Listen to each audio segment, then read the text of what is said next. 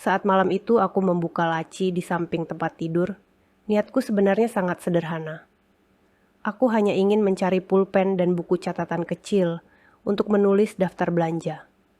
Tapi begitu laci itu tertarik dan berhenti dengan suara gesekan pelan, pandanganku langsung tersangkut pada satu map krem yang tidak pernah kulihat sebelumnya. Di atasnya ada logo perusahaan asuransi yang biasa muncul di iklan televisi. Dan begitu kubuka, namaku tertulis besar sebagai tertanggung utama, alamat rumah kami lengkap, dan di bagian tengah kertas ada angka nilai pertanggungan yang membuat tenggorokanku kering. Saat itu aku belum tahu bahwa beberapa lembar kertas inilah yang diam-diam sedang menyiapkan rumah ini untuk orang lain, seakan aku hanya tamu sementara di tempat yang setiap hari kusapu dan kubersihkan. Sebelum aku membuka seluruh kisahnya, silakan tekan like dan subscribe agar aku bisa terus membawakan cerita seperti ini untuk kalian. Tulis juga, dari daerah mana kamu menonton. Aku selalu penasaran dari mana saja kalian yang mendengar ceritaku malam ini. Namaku Dini. Orang-orang di gang memanggilku Bu Dini, ibu rumah tangga yang hidupnya, kalau dilihat sekilas, biasa-biasa saja. Aku sudah menikah dengan suamiku Adi, selama bertahun-tahun. Kami punya seorang putri, Salsa, yang sekarang duduk di bangku sekolah menengah pertama. Rumah kami rumah satu lantai di pinggir kota. Tidak terlalu besar, tidak terlalu kecil, dengan cat krem yang mulai pudar di beberapa sudut, dan pagar besi yang sudah berkarat tipis di bagian bawah. Di teras ada kursi rotan reyot, yang selalu kudiamkan tetap di sana karena banyak kenangannya. Di kursi itu dulu Adi sering duduk sambil memangku salsa kecil, mengayun-ayunkan kakinya sambil bernyanyi pelan. Di ruang tamu ada lemari kayu peninggalan orang tuaku, tempatku simpan piring-piring hadiah pernikahan yang nyaris tidak pernah dipakai. Di kamar utama, tempat aku dan Adi tidur, ada meja rias kecil dan satu meja samping tempat tidur, yang lacinya jarang sekali kubuka. Karena disitulah Adi suka menyimpan barang-barang pribadinya. Malam itu, lampu kamar menyala redup. Adi sedang mandi setelah pulang lembur, sementara Salsa sudah tertidur di kamar sebelah. Kipas angin berputar pelan di atasnya.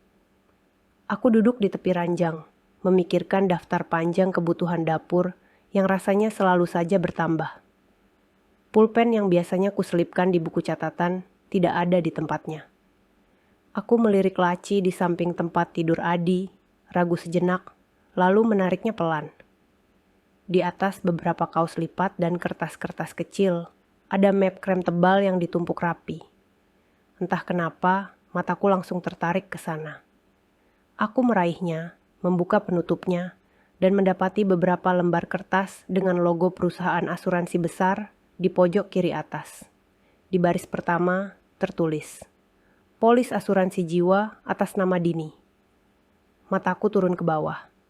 Nama lengkapku, tanggal lahirku, alamat rumah kami, semua benar. Di bagian tengah ada keterangan bahwa jika tertanggung meninggal dunia atau mengalami cacat tetap, akan ada uang pertanggungan dalam jumlah yang cukup untuk membeli rumah baru. Aku menarik napas panjang. Dalam hati, aku bertanya, sejak kapan kami punya asuransi sebesar ini? Aku berusaha mengingat. Ada satu kali agen asuransi datang ke rumah, beberapa bulan lalu. Perempuan muda dengan setelan rapi, membawa tablet dan brosur warna-warni. Ia duduk di ruang tamu, menjelaskan panjang lebar soal pentingnya perlindungan masa depan. Waktu itu, aku sempat tertarik karena ia menyebut tabungan pendidikan untuk anak. Tapi saat obrolan mengarah ke angka-angka, Adi memotong, tersenyum ke arahku dan berkata, "Masuk saja dulu, Din. Biar aku yang dengar. Kamu pasti bosan." Aku menurut, masuk ke dapur, menyiapkan teh dan kue kering. Setelah agen itu pergi, aku bertanya singkat bagaimana hasil pembicaraan mereka. Adi hanya menjawab, "Belum cocok. Kita pikir-pikir dulu."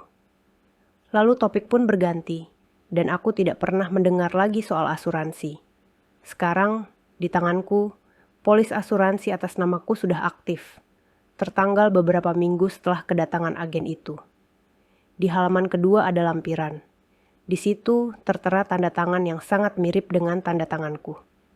Bentuk huruf-hurufnya hampir sama, hanya sedikit lebih kaku. Seperti tangan orang yang sedang menyalin, bukan menulis dari kebiasaan. Namaku tercetak di bawahnya, lengkap dengan nomor identitas dan keterangan bahwa aku setuju menjadi tertanggung utama. Jantungku berdetak lebih kencang. Aku menatap tanda tangan itu lama-lama, mencoba mengingat kapan aku duduk di depan meja dan menulisnya. Kapan aku menandatangani kertas dengan logo seperti ini? Tidak ada. Ingatanku kosong. Seolah tiba-tiba ada bagian hidupku yang dijahit tanpa aku sadar pernah tidur. Kubalik halaman berikutnya. Ada paket tambahan. Asuransi rumah tinggal. Di situ tertulis bahwa rumah kami juga termasuk dalam perlindungan asuransi, terutama untuk resiko kebakaran dan kerusakan berat. Kedengarannya baik, sampai mataku tertumbuk pada satu paragraf kecil yang hampir luput dari pandangan. Dalam hal tertanggung utama dini, meninggal dunia atau dinyatakan tidak cakap secara hukum, hak pengelolaan manfaat polis dan pengaturan rumah tinggal akan dipegang sepenuhnya oleh pemegang polis Adi. Baris itu membuat tengkukku dingin. Tidak ada namaku di situ sebagai orang yang akan diajak bicara. Tidak ada nama Salsa sebagai pihak yang dilindungi. Semua alur uang dan rumah berakhir di satu nama. Adi, suamiku. Orang yang selama ini selalu bilang, "Kamu tidak usah pusing soal kertas-kertas begini." Aku menutup map pelan, menatap sekeliling kamar. Lampu kuning redup memantulkan bayangan ranjang di dinding. Rak kecil di pojok kamar masih berisi boneka-boneka lama Salsa yang dulu tidak rela dibuang. Di sini, di ruangan ini, aku tidur setiap malam dengan keyakinan bahwa ini rumahku, tempatku berlindung. Tapi beberapa lembar kertas di tanganku barusan, seperti mengatakan sesuatu yang lain. Di atas kertas, posisiku ternyata bisa dihapus dengan mudah. Di luar kamar, ku dengar suara Adi mematikan keran. Bunyi pintu kamar mandi terbuka, langkah kakinya mendekat. Spontan, aku memasukkan kembali polis itu ke dalam map dan menutup laci. Saat ia masuk, rambutnya masih basah. Kaos yang dikenakannya bagian lehernya menempel sedikit di kulit. "Kamu belum tidur?" tanyanya sambil mengambil handuk kecil. "Belum, lagi nulis daftar belanja besok," jawabku, berusaha menjaga nada suaraku tetap normal. Ia hanya mengangguk, naik ke ranjang, mengambil ponsel, lalu tenggelam dalam dunia kecilnya sendiri di layar.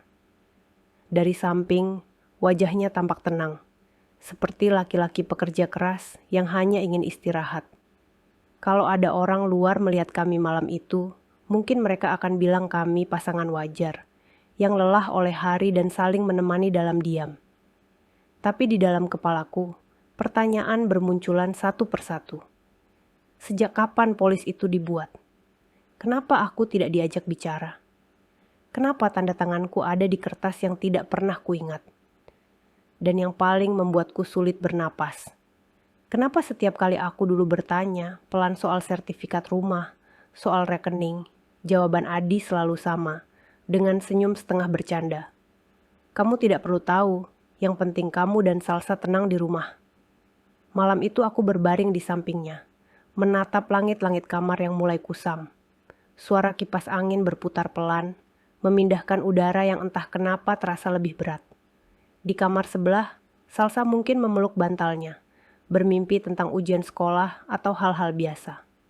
Sementara aku, untuk pertama kalinya sejak tinggal di rumah ini, merasa seperti orang asing yang baru menyadari bahwa kunci yang kugantung setiap hari di dekat pintu mungkin, secara hukum, bukan lagi kunciku. Aku memejamkan mata, tapi bukan untuk tidur. Aku hanya mencoba menahan air mata yang mulai menggenang. Di dalam hati, dua suara saling berbisik. Satu suara berkata, "Mungkin aku hanya berlebihan. Mungkin ini benar-benar bentuk tanggung jawab Adi sebagai suami." Tapi suara lain, lebih pelan namun tajam, bertanya, "Kalau benar ini bentuk tanggung jawab, Kenapa rasa aman yang kurasakan malam ini justru hilang? Diganti rasa seperti sedang berdiri di atas lantai, yang pelan-pelan digergaji tanpa suara. Keesokan paginya, matahari bahkan belum naik terlalu tinggi ketika aku sudah berdiri di dapur, menanak nasi dan menggoreng tempe. Kebiasaan yang sama, gerakan yang sama, bau bawang putih, tumis yang sama. Tapi rasanya tidak ada satupun yang benar-benar sama. Semalam, setelah melihat polis itu, sesuatu di dalam diriku seperti bergeser sedikit. Bukan sampai membuatku roboh, tapi cukup untuk membuat setiap sudut rumah terasa lain di mata. Adi duduk di meja makan dengan seragam kerjanya, menatap layar ponsel sambil sesekali menyeruput kopi. Salsa mengaduk susu coklatnya pelan, matanya masih setengah mengantuk. Aku meletakkan piring di depan mereka, seperti biasa. "Terima kasih, Pu," kata Salsa, tersenyum kecil. "Terima kasih," Adi ikut berkata, tapi matanya hampir tidak lepas dari ponsel. Jempolnya bergerak cepat, seakan ada percakapan lain yang lebih mendesak daripada momen sarapan sederhana bersama istri dan anak. "Mas," panggilku pelan, pura-pura santai. "Kemarin aku lihat ada map asuransi di laci. Kita jadi ambil asuransi." Adi tidak langsung menjawab. Ia meletakkan ponsel sebentar, mengunyah nasi, lalu berkata, "Iya, kan aku sudah sering bilang, sekarang apa perlu proteksi. Kalau nanti sesuatu terjadi sama aku, kamu dan Salsa tidak bingung." Aku menelan ludah. Tapi di situ tertulis aku yang tertanggung utama. Kenapa aku tidak ingat pernah tanda tangan? Ia mengangkat bahu, seolah heran. "Ya mungkin kamu lupa. Waktu orang asuransi datang itu, kamu kan sempat keluar masuk. Aku bawa formulir ke dapur juga kok." "Sudah, tidak usah dibesar-besarkan. Yang penting sekarang ada perlindungan. Kamu kan sering khawatir soal uang kalau nanti aku tidak ada." Aku ingin bilang, kekhawatiranku selama ini bukan semata soal uang, tapi juga soal kejujuran. Namun kata-kata itu tertahan di tenggorokan. Tidak mudah mengucapkan sesuatu yang bisa mengubah keseimbangan rumah dalam sekejap. Apalagi di depan anak yang masih menyeruput susu dengan polos. Setelah mereka berangkat, rumah kembali pada keheningan yang biasa. Tapi kali ini keheningan itu terasa lebih berat. Suara sendok di bak cuci, suara kain pel saat menyapu lantai. Semuanya seperti punya gema panjang di kepalaku. Setiap kali aku lewat depan kamar, pandanganku selalu melirik sebentar ke arah laci. Seakan di dalamnya masih berdengung rahasia yang belum selesai terbaca. Menjelang siang, ketika aku sedang menyapu teras, suara bel pagar berbunyi. Seorang perempuan muda dengan setelan rapi dan ID card di dada berdiri di depan rumah. Wajahnya ku kenal samar. "Siang, Bu. Maaf mengganggu. Saya Risa dari perusahaan asuransi," katanya sopan. "Apakah ini rumah Bu Dini?" Jantungku langsung berdebar lebih cepat, tapi wajahku berusaha tetap ramah. "Iya, saya Dini. Ada apa ya, Mbak?" "Kami ada kunjungan rutin untuk tertanggung baru, Bu. Hanya memastikan data dan menjelaskan beberapa hal tambahan. Apakah suami Ibu, Pak Adi, ada di rumah?" "Suami saya lagi kerja," jawabku. "Kalau soal data, mungkin saya bisa jawab." Risa tampak ragu sejenak, lalu mengangguk. "Baik, Bu. Kalau begitu saya masuk sebentar." Kami duduk di ruang tamu. Aku menuangkan air putih, tanganku sedikit basah oleh keringat. Risa membuka map yang dibawanya, mengeluarkan beberapa lembar kertas yang tampak familiar. "Ini polis asuransi jiwa dan rumah atas nama Ibu," katanya. "Di sistem kami, tertanggung utama adalah Ibu Dini, pemegang polis Pak Adi. Nilai pertanggungannya cukup besar. Biasanya, untuk polis sebesar ini, tertanggung ikut aktif dalam proses pengajuan." Aku menatap kertas itu, pura-pura baru pertama kali melihatnya. "Boleh saya lihat sebentar, Mbak?" Ia mendorong kertas ke arahku. Di sana lagi nama dan dataku lengkap. Ia menunjuk bagian bawah halaman. Ini tanda tangan ibu kan? Aku mengerutkan dahi. Goresan tanda tangan itu sangat mirip dengan milikku. Kalau orang lain melihat, mungkin tidak akan curiga. Tapi aku tahu ada sedikit perbedaan pada cara huruf pertama dibentuk.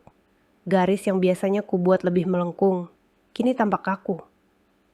Terus terang, Mbak.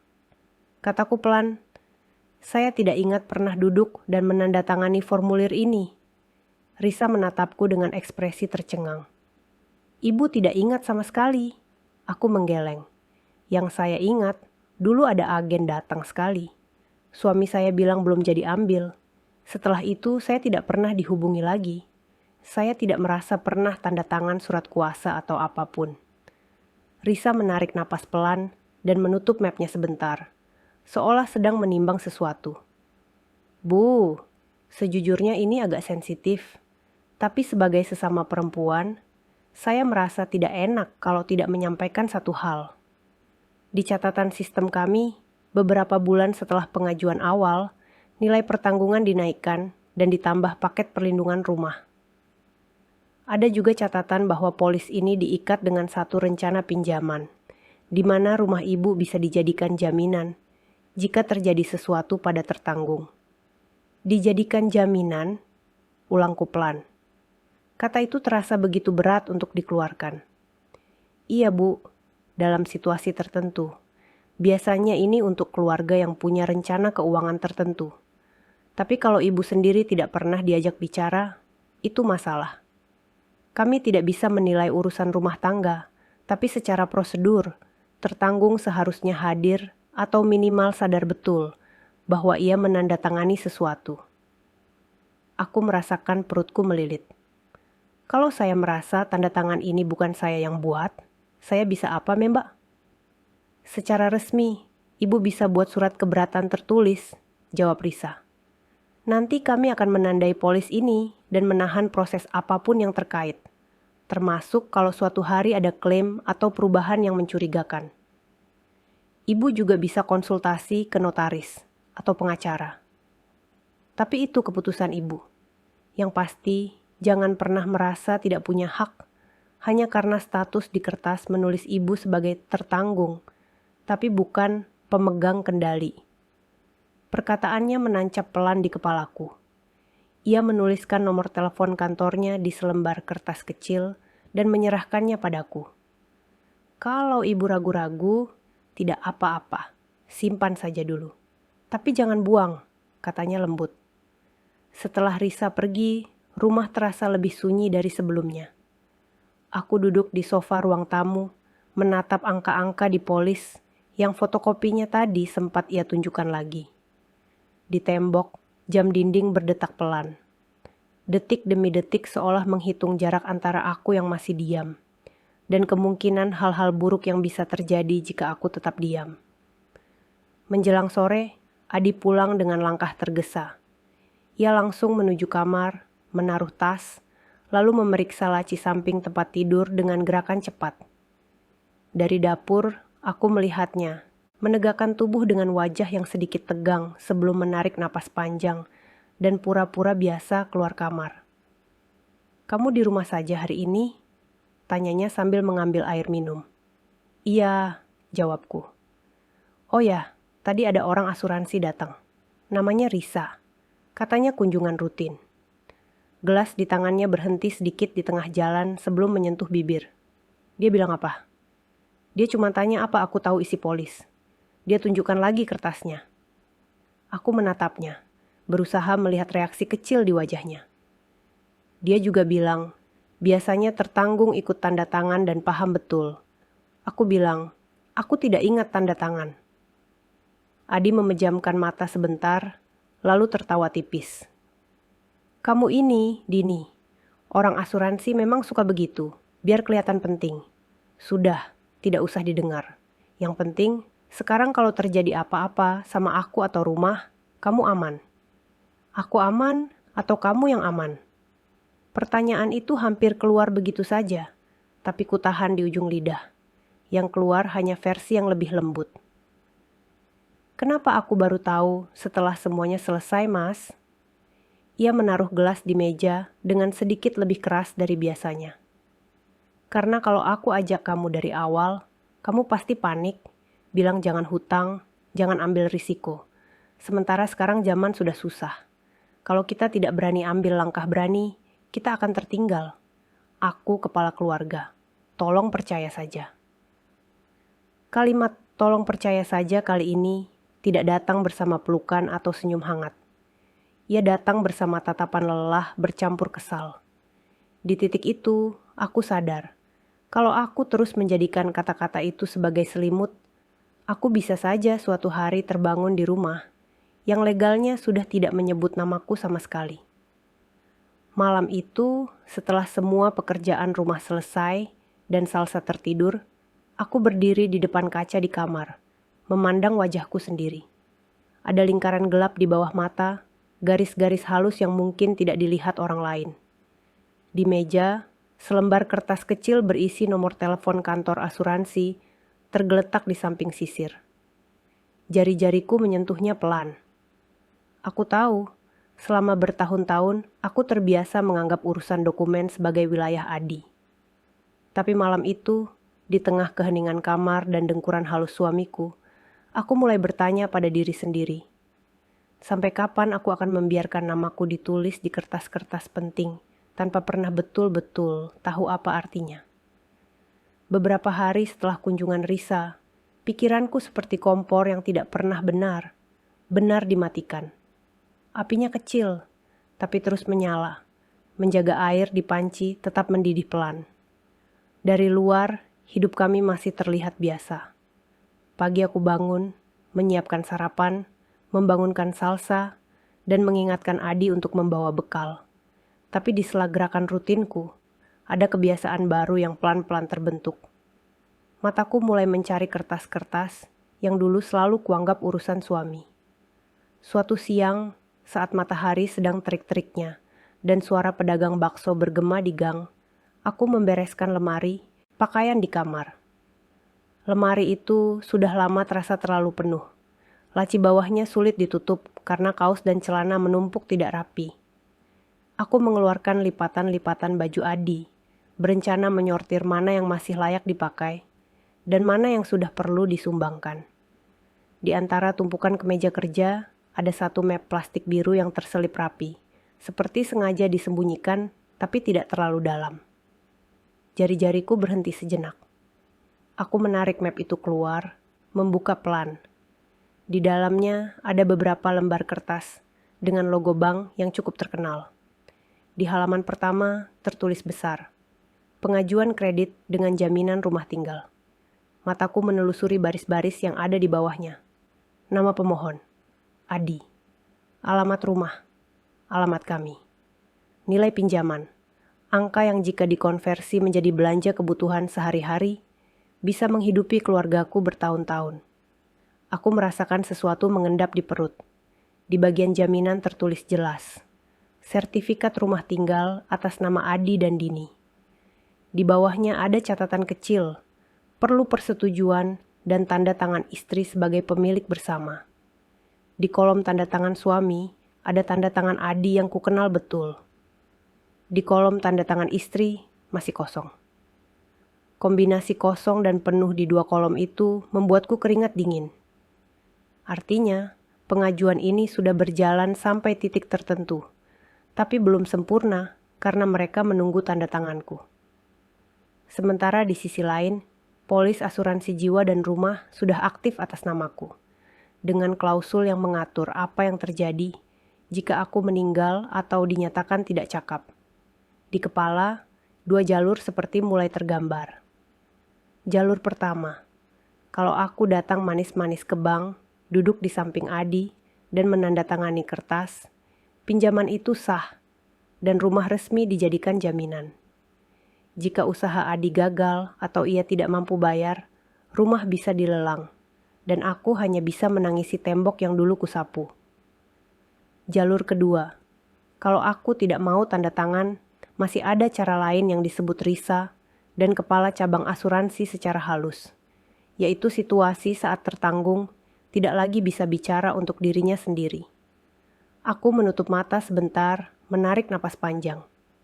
Di luar kamar, suara Salsa tertawa kecil menonton video di ponsel terdengar samar. Tawa itu seperti tali yang menarikku kembali ke lantai, mengingatkan bahwa aku tidak boleh berhenti hanya di rasa takut. Ada anak yang membutuhkan ibu yang bukan hanya pandai memasak, tapi juga berani membaca kertas-kertas yang bisa merampas atap di atas kepalanya. Sore itu, ketika Adi masih di kantor dan Salsa sedang les mengaji di rumah tetangga, aku memegang kertas kecil berisi nomor telepon kantor asuransi yang ditinggalkan Risa. Tanganku bergetar ketika menekan tombol panggilan, tetapi suaraku harus terdengar sesantai mungkin. Selamat sore, ini kantor asuransi, dengan Risa. Ada yang bisa dibantu? Suara di seberang terdengar sopan. Mbak Risa, ini Bu Dini, istri Pak Adi, yang kemarin Mbak kunjungi di rumah, kataku pelan. Oh iya Bu, ada apa Bu? Apa Ibu? Sudah lebih tenang soal polisnya? Tanyanya hati-hati. Aku bukan lebih tenang, jawabku jujur. Aku justru semakin banyak pertanyaan. Aku menemukan pengajuan kredit di bank yang pakai rumah sebagai jaminan. Kolom tanda tangan suami sudah terisi, kolom tanda tangan istri kosong. Tapi polis asuransi atas namaku sudah aktif dengan nilai besar. Aku ingin tahu, sebenarnya posisiku apa di mata perusahaan asuransi. Aku punya hak apa? Ada jeda sejenak di seberang sana. Lalu Risa berkata, Bu, kalau Ibu berkenan, Ibu bisa datang ke kantor kami. Saya akan minta atasan saya menjelaskan langsung. Kami juga bisa mencetak salinan lengkap semua dokumen yang tercatat di sistem. Saya merasa, ini sudah di luar batas kunjungan santai. Aku mengiyakan. Sore itu juga, aku mengganti kerudung dengan yang lebih rapi, mengenakan gamis panjang, dan meminta tetangga sebelah menjaga Salsa sebentar. Aku ada urusan sebentar, kalau ada apa telepon aku, kataku. Tetanggaku mengangguk, mungkin mengira aku hanya ke pasar atau ke puskesmas. Kantor asuransi berada di deretan ruko 2 lantai. Di dalam, udara dingin dari pendingin ruangan menyambut, membuat kulitku merinding bukan hanya karena suhu. Risa menyambutku dengan senyum yang tidak berusaha terlalu lebar. Dari caranya menatapku, aku bisa merasakan ia tahu ini bukan kedatangan yang ringan. Kebetulan Pak Bambang, kepala cabang kami, sedang di tempat, katanya. Mari Bu. Aku dibawa masuk ke ruang kecil dengan meja kayu dan rak berisi berkas rapi. Seorang pria paruh baya berkacamata bangkit menyambut, menjabat tanganku, lalu mempersilakan aku duduk. Saya sudah diberi gambaran oleh Risa tentang kekhawatiran Ibu, katanya tenang. Jadi, kita langsung saja ya Bu. Di sistem kami tercatat, polis jiwa dan rumah atas nama Ibu dan Pak Adi ini diajukan beberapa bulan lalu. Di formulir awal memang ada surat kuasa yang menyebut bahwa Pak Adi berhak mengurus administrasi atas nama Ibu. Tetapi, seharusnya, dalam polis sebesar ini, kami juga punya catatan pertemuan langsung dengan tertanggung.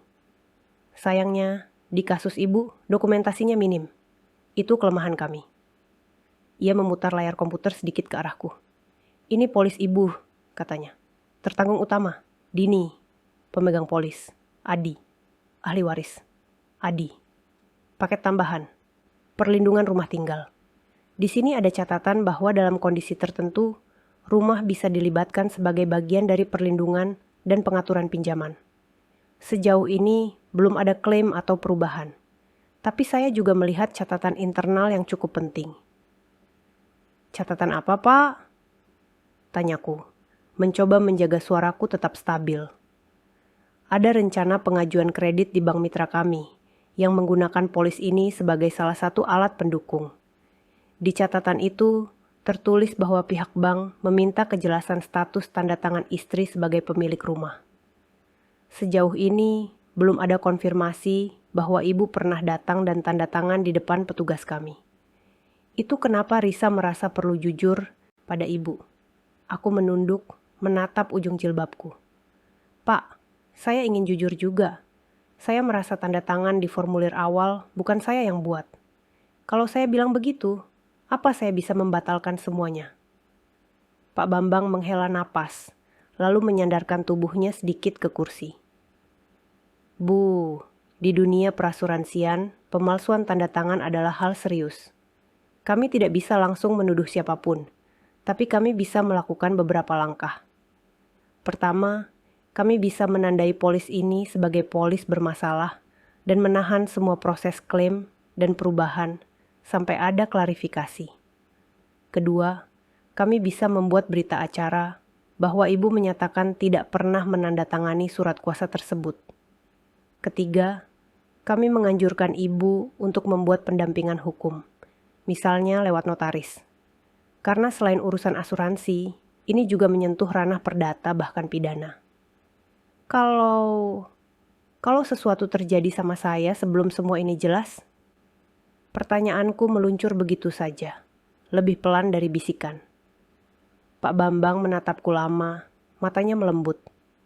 Dalam kondisi normal, klaim asuransi akan diproses sesuai polis. Tapi kalau jauh sebelumnya sudah ada catatan keberatan dari tertanggung utama, kami berhak menahan klaim dan menyelidiki lebih dalam. Itu salah satu cara kami melindungi tertanggung dari kemungkinan disalahgunakan. Karena itu, semakin cepat ibu menyuarakan keberatan, semakin baik. Aku mengangguk meski jantung masih berdetak kencang. Jadi, kalau saya buat surat keberatan hari ini, polis ibu tidak akan kami batalkan begitu saja. Tapi kami bekukan dari segala pergerakan sampai statusnya jelasnya.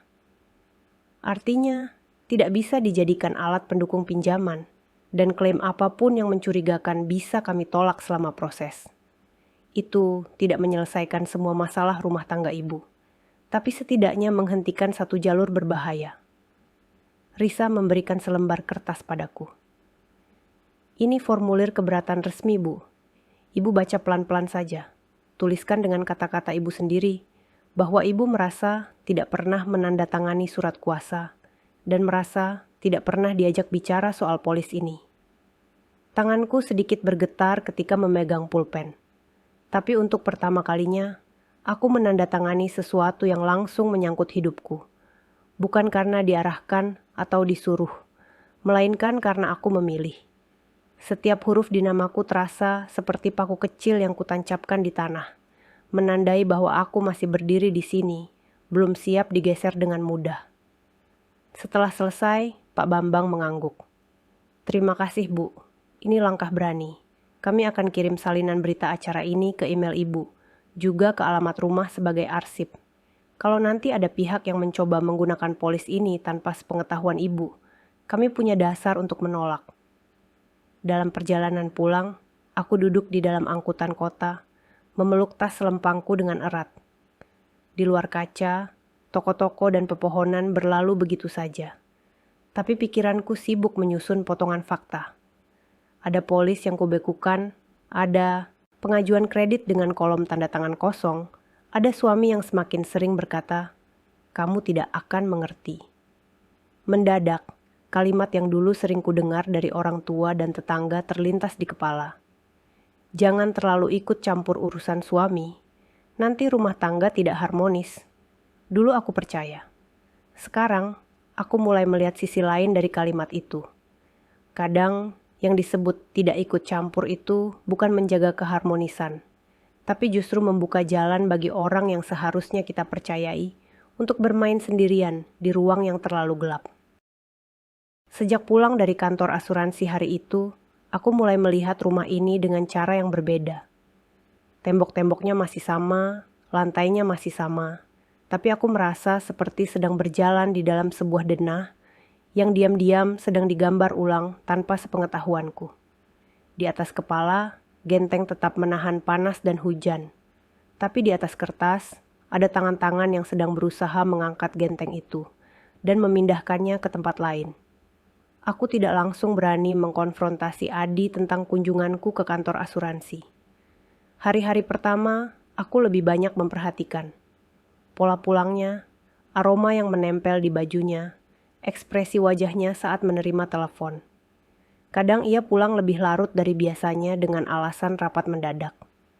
Kadang ada aroma terapi mobil, kadang bau parfum asing yang tidak biasa dipakainya. Suatu malam, setelah makan malam, Adi meninggalkan ponselnya di atas meja sebentar untuk ke kamar mandi. Biasanya ia selalu membawa ponsel kemanapun, bahkan ke dapur sekalipun. Tapi malam itu, entah karena terburu-buru atau lengah, ponselnya tertinggal dengan layar menyala karena baru saja ada pesan masuk. Aku duduk di kursi meja makan, tangan masih memegang piring.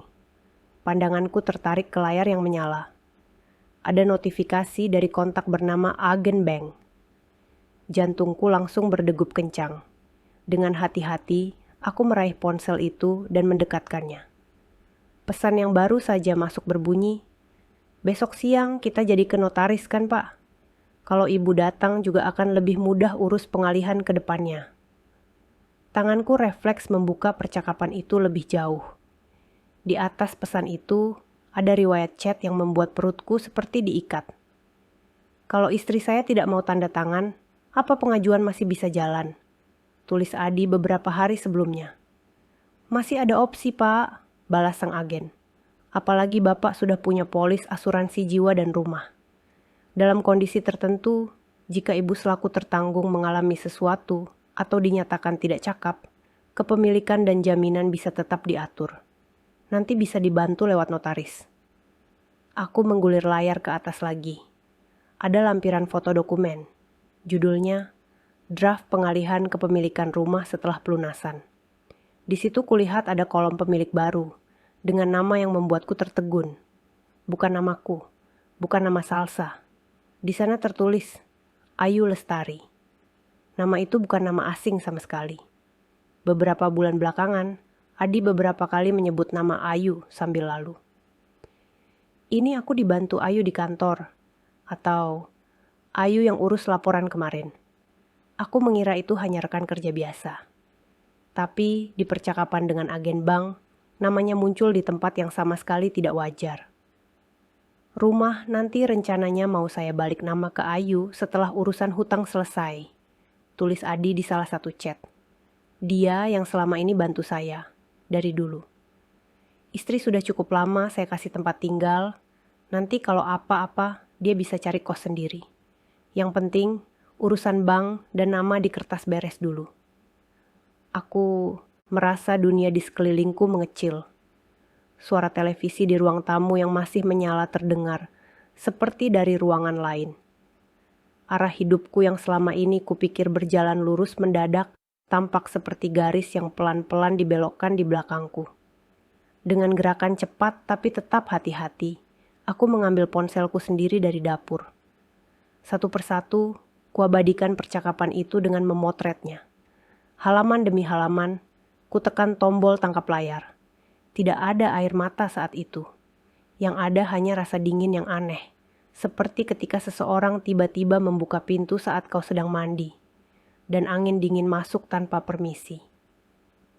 Begitu ku dengar suara pintu kamar mandi terbuka, aku buru-buru mengunci ponsel Adi dan menaruhnya kembali di meja dengan posisi yang sama. Aku kembali duduk, pura-pura sibuk mengelap meja. Ketika ia keluar, rambutnya masih basah. Ia sempat melirik ke arah ponsel, lalu ke arahku. "Kamu belum beres juga?" tanyanya. "Sebentar lagi," jawabku. Suaraku terdengar normal di telingaku sendiri.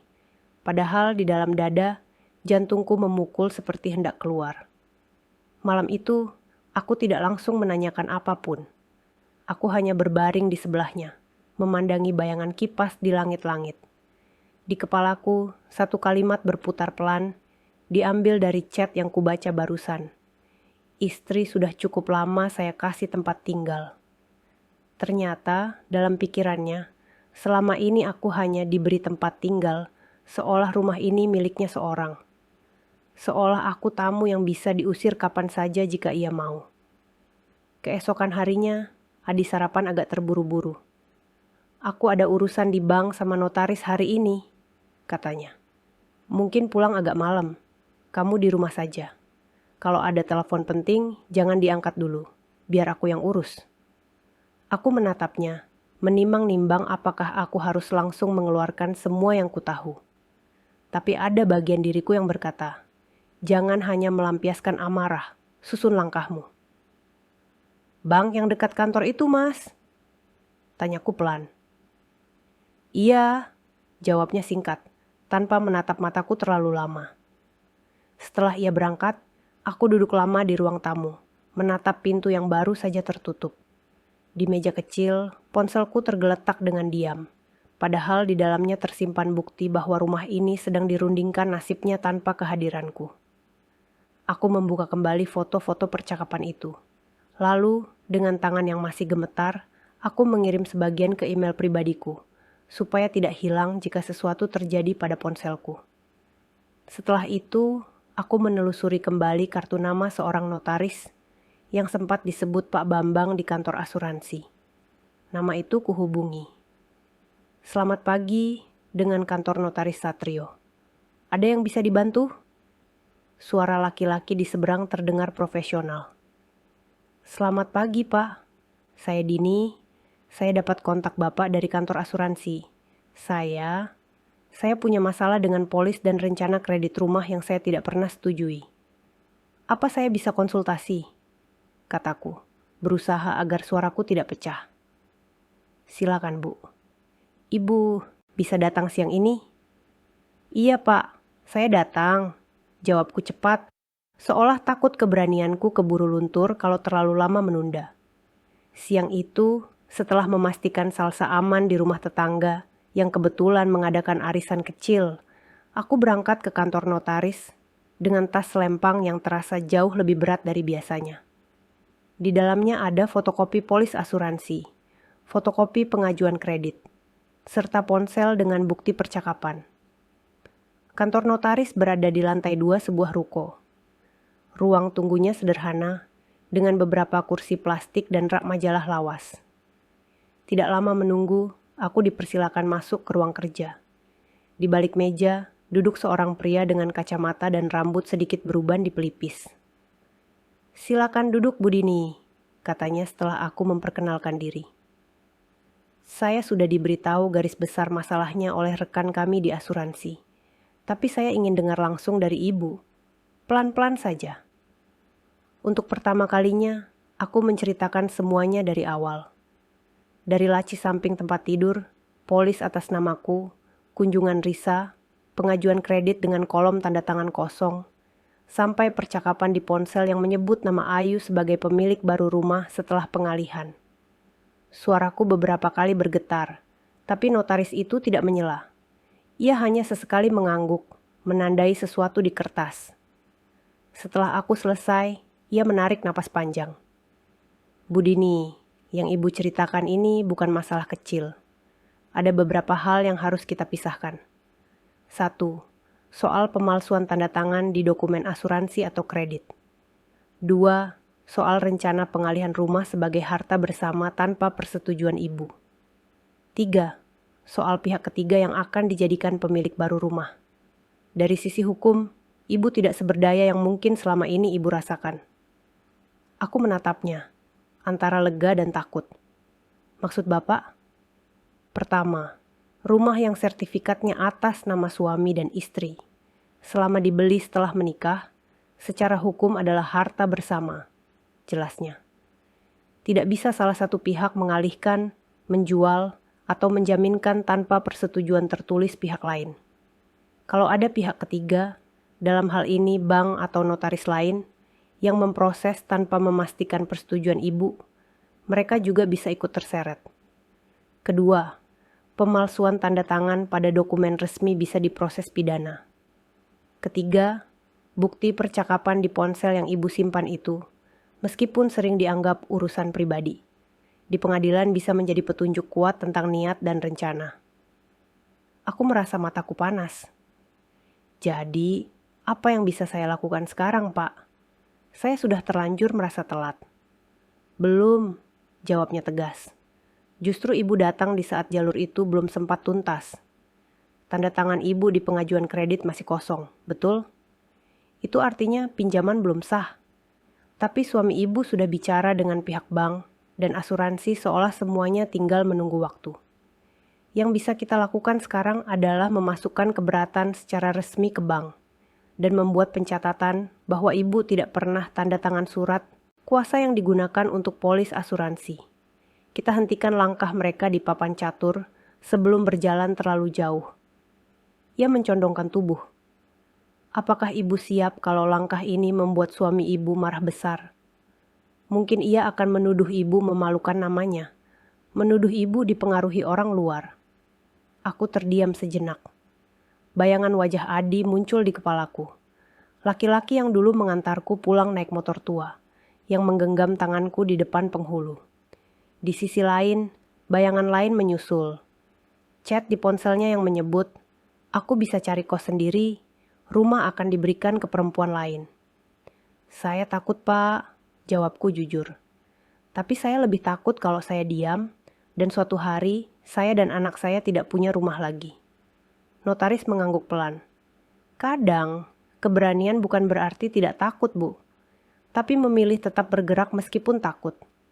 Begini, besok pihak bank sebenarnya sudah menjadwalkan pertemuan dengan suami ibu untuk membahas pengajuan ini. Saya akan menghubungi kepala cabang di sana dan minta agar pertemuan diubah menjadi pertemuan resmi dengan ibu juga hadir. Kita bawa semua dokumen, termasuk bukti percakapan, biar semua pihak ada di ruangan yang sama ketika kebenaran dibicarakan. Hatiku berdegup lebih cepat. Jadi, saya harus datang ke bank? Iya, dan kali ini bukan sebagai istri yang hanya duduk menunggu di luar, tapi sebagai pemilik rumah yang sah. Kalau ibu setuju, saya bisa mendampingi sebagai kuasa atau pendamping hukum. Setidaknya, ibu tidak sendirian saat berhadapan dengan mereka. Ia menulis sesuatu di selembar kertas, lalu menyerahkannya padaku. Ini waktu dan tempat pertemuan besok. Jangan cerita dulu pada siapapun, termasuk suami, bahwa ibu akan hadir. Biarkan ia datang dengan asumsi seperti biasanya. Di sanalah, untuk pertama kalinya, ia akan melihat bahwa orang yang selama ini ia kira bisa dikendalikan dengan kalimat, "Kamu tidak perlu tahu," kini duduk sebagai pihak yang juga punya suara.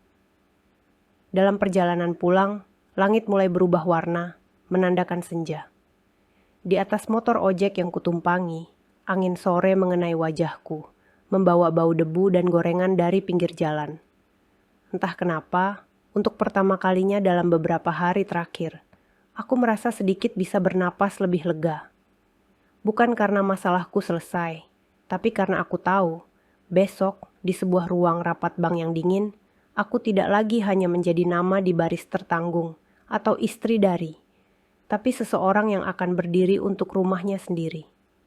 Esok harinya, udara di dalam bank terasa lebih dingin daripada udara di luar gedung. Lantainya mengkilap, suara langkah kaki memantul di dinding, dan bau parfum mahal bercampur dengan aroma kertas dan tinta printer. Aku duduk di ruang tunggu kecil di dekat deretan ruangan kaca. Di sampingku, Pak Satrio, notaris yang menemaniku, duduk dengan raut wajah tenang, membawa map hitam berisi fotokopi polis, pengajuan kredit, dan cetakan percakapan dari ponselku. Tarik napas pelan. Saja, Bu, katanya lirih. Ingat, ibu datang ke sini bukan sebagai orang yang mengemis, tapi sebagai pemilik rumah dan pihak yang haknya ingin diambil. Aku mengangguk, meski telapak tanganku masih basah oleh keringat. Dari balik kaca, aku bisa melihat seorang pria berjas, kepala cabang bank, sedang berbicara dengan staf. Tidak lama kemudian, seorang pegawai menghampiri kami. Silakan masuk, Pak Bu. Pak Adi juga sebentar lagi datang, katanya.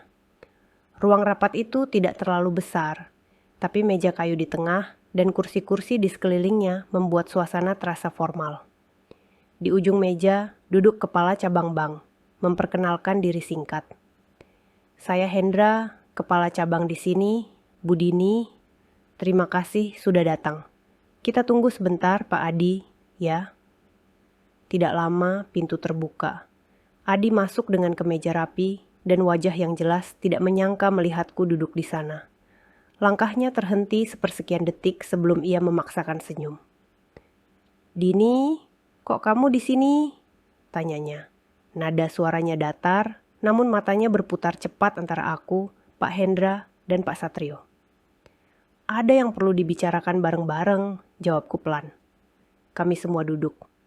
Beberapa detik pertama penuh dengan keheningan yang hanya diisi bunyi AC. Pak Hendra memecah suasana.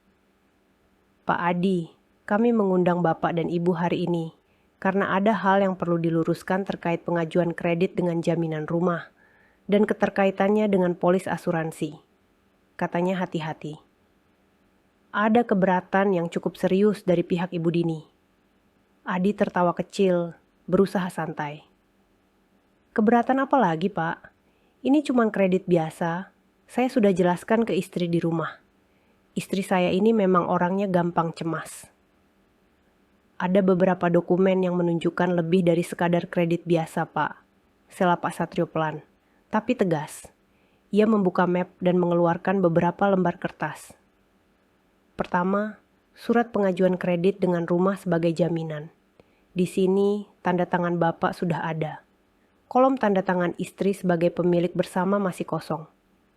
Aku menunduk sebentar, menatap kertas itu yang kini bukan lagi rahasia yang tersembunyi di lemari, tetapi bukti yang diletakkan di tengah meja, di bawah lampu terang. Lalu, lanjutnya, ada polis asuransi jiwa dan rumah atas nama Bu Dini sebagai tertanggung utama dengan nilai pertanggungan besar, di mana pemegang polis dan penerima manfaat utama adalah Pak Adi.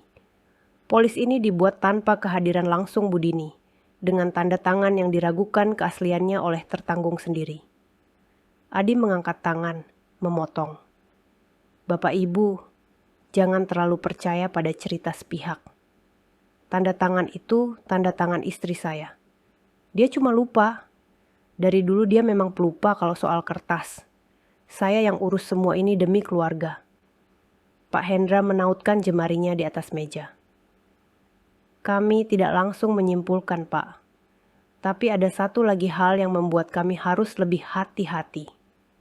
Ia memberi kode padaku. "Bu Dini, boleh tunjukkan bukti percakapan yang Ibu bawa?" Dengan tangan bergetar, aku meletakkan ponselku di meja. Di dalamnya sudah kubuka tangkapan layar percakapan antara Adi dan kontak bernama agen bank. Pak Hendra mengambil ponsel itu, membaca pelan-pelan, alisnya terangkat. Ia membacakan beberapa bagian dengan suara datar. "Kalau istri saya tidak mau tanda tangan, apa pengajuan masih bisa jalan?" katanya, mengutip kalimat Adi. "Masih ada opsi, Pak. Apalagi Bapak sudah punya polis asuransi jiwa dan rumah. Dalam kondisi tertentu, jika Ibu selaku tertanggung mengalami sesuatu atau dinyatakan tidak cakap, kepemilikan dan jaminan bisa tetap diatur." Ruangan mendadak terasa lebih dingin.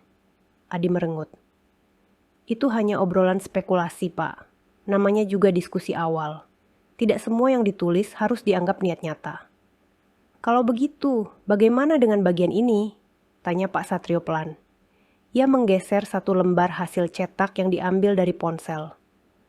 "Rumah, nanti rencananya mau saya balik nama ke Ayu setelah urusan hutang selesai. Istri sudah cukup lama saya kasih tempat tinggal. Nanti kalau apa-apa, dia bisa cari kos sendiri." Nama Ayu diucapkan dengan jelas. Adi memalingkan wajahnya sesaat. Rahangnya mengeras. "Pak Adi," kata Pak Hendra. Nada suaranya kini lebih tegas. "Bank kami tidak ingin terlibat dalam skema apapun yang berpotensi melanggar hukum dan merugikan pihak yang sah. Dari sudut pandang kami, rumah ini adalah harta bersama yang sertifikatnya menyebut dua nama. Pengajuan kredit dengan jaminan rumah tidak dapat diproses tanpa persetujuan tertulis dari kedua pihak. Apalagi jika ternyata ada rencana pengalihan kepemilikan ke pihak ketiga yang sama sekali tidak tercantum di sertifikat." Adi mulai kehilangan ketenangan semu. "Lalu, untuk apa saya capek-capek urus ini semua, kalau ujung-ujungnya istri saya malah menjatuhkan saya di depan bank? Kalian semua lebih percaya pada tangkapan layar ponsel daripada niat saya sebagai kepala keluarga? Kali ini, aku mengangkat kepala, menatapnya lurus. Suaraku bergetar, tapi kata-katanya jelas. Mas, selama ini aku percaya. Aku bahkan tidak pernah ikut ke bank, tidak pernah ikut ke notaris. Tapi sekarang aku lihat sendiri di chat itu. Mas menulis kalau aku sudah cukup lama dikasih tempat tinggal. Dan rumah nanti mau Mas balik nama ke Ayu. Di mana tepatnya aku dan Salsa ditempatkan di rencana itu? Untuk pertama kalinya, Adi terdiam tanpa bisa menjawab. Nafasnya memburu, matanya berkelip cepat. Pak Satrio menyela. Secara hukum, kami akan menuliskan dalam berita acara bahwa Ibu Dini tidak pernah memberikan persetujuan tertulis atas pengajuan kredit ini, dan bahwa ada indikasi rencana pengalihan harta bersama kepada pihak ketiga tanpa persetujuan. Kami juga akan menandai adanya dugaan pemalsuan tanda tangan pada dokumen asuransi. Dokumen ini akan disimpan sebagai bukti jika suatu saat diperlukan di pengadilan perdata maupun pidana. Pak Hendra mengangguk. Dan dari pihak bank, kami resmi membatalkan pengajuan kredit ini, Pak Adi. Rumah ini tidak akan kami terima sebagai jaminan selama tidak ada persetujuan tertulis dari Ibu Dini yang dibuat tanpa paksaan dan dengan kesadaran penuh. Kami juga akan melakukan internal review terhadap komunikasi staf kami dengan Bapak. Adi menatapku dengan tatapan yang sulit kuartikan, campuran marah, panik, dan rasa tertangkap basah. Jadi, ini maksudmu, Din? Kamu ajak orang-orang luar masuk ke rumah tangga kita? Kamu tidak takut dosa mempermalukan suami sendiri? Aku memejamkan mata sejenak, lalu menjawab pelan. Aku lebih takut dosa kalau aku diam. Lalu suatu hari aku dan anak kita tidak punya rumah lagi, karena aku memilih pura-pura tidak tahu.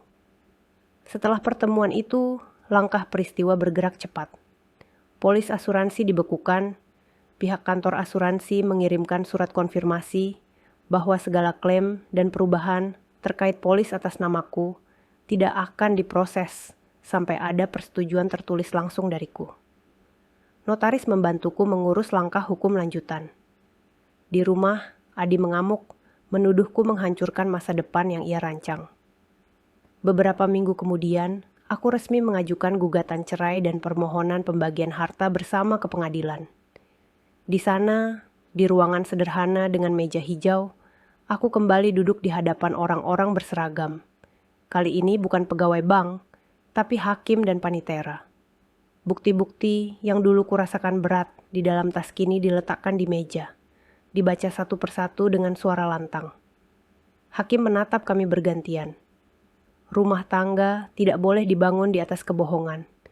Surat-surat yang sudah diperlihatkan di sini menunjukkan adanya niat untuk mengalihkan harta bersama tanpa persetujuan pasangan, bahkan sampai pada komunikasi yang menjatuhkan martabat istri sendiri. Pengadilan mempertimbangkan demi kepentingan anak, rumah ini akan dikelola oleh Bu Dini sampai anak dewasa. Hak Pak Adi atas harta bersama dapat diambil dari aset lain yang tidak menyangkut tempat tinggal anak. Adi tidak menerima putusan itu dengan mudah. Ia marah, mengancam, menyebutku durhaka. Tapi di tengah semua kata-kata itu, aku teringat lagi satu kalimat di percakapan ponselnya. Aku bisa cari kos sendiri. Mungkin di matanya, pilihanku melawan adalah bentuk pembalasan. Bagiku, ini bukan soal balas dendam, tetapi soal bertahan. Bulanan berganti. Hidupku dan Salsa tidak langsung berubah jadi kisah bahagia tanpa masalah. Ada hari-hari ketika uang terasa sangat pas-pasan. Ada malam-malam ketika aku menangis pelan di kamar mandi. Bukan karena rindu pada Adi, tapi karena lelah menanggung semuanya sendiri. Tapi setiap kali aku berjalan di dalam rumah, menyentuh dinding, menyapu lantai, menutup pintu di malam hari, ada rasa lain yang muncul. Lega. Ayu tidak pernah muncul di depan rumah. Sesekali, aku mendengar kabar samar dari orang yang kenal Adi, bahwa mereka tidak jadi membeli rumah manapun, bahwa urusan hukum mempersulit banyak rencananya. Aku tidak mengejar kabar itu terlalu jauh. Hidupku dan Salsa sudah cukup penuh dengan hal-hal yang lebih nyata, seperti tugas sekolah dan tagihan listrik. Malam-malam, setelah Salsa tertidur, aku sering duduk di ruang tamu dengan lampu redup, memandangi kunci rumah yang tergantung di dekat pintu. Kunci yang dulu kuanggap hanya benda biasa itu, kini punya arti lain. Ia bukan lagi sekadar besi yang kuputar setiap berangkat dan pulang. Ia adalah simbol keputusan untuk tidak lagi membiarkan orang lain menulis masa depan di atas kertas tanpa menyebut namaku. Kalau kamu yang mendengar ceritaku malam ini merasa semua urusan kertas di rumahmu selalu diurus suami saja, dan kamu hanya diminta tanda tangan tanpa membaca, berhentilah sebentar. Tanyakan pelan, minta dijelaskan. Kalau setiap kali kamu bertanya, jawabannya selalu sama. Kamu tidak perlu tahu, kamu tidak akan mengerti. Mungkin bukan kamu yang kurang pintar, tapi memang ada sesuatu yang sengaja tidak ingin diperlihatkan. Rumah bukan hanya tembok dan lantai. Rumah adalah tempat di mana namamu seharusnya berdiri sejajar, bukan diselipkan kecil-kecil di bawah nama orang lain. Jangan biarkan dirimu hanya jadi tertanggung di atas kertas, tetapi tidak pernah benar-benar dianggap sebagai pemilik hidupmu sendiri.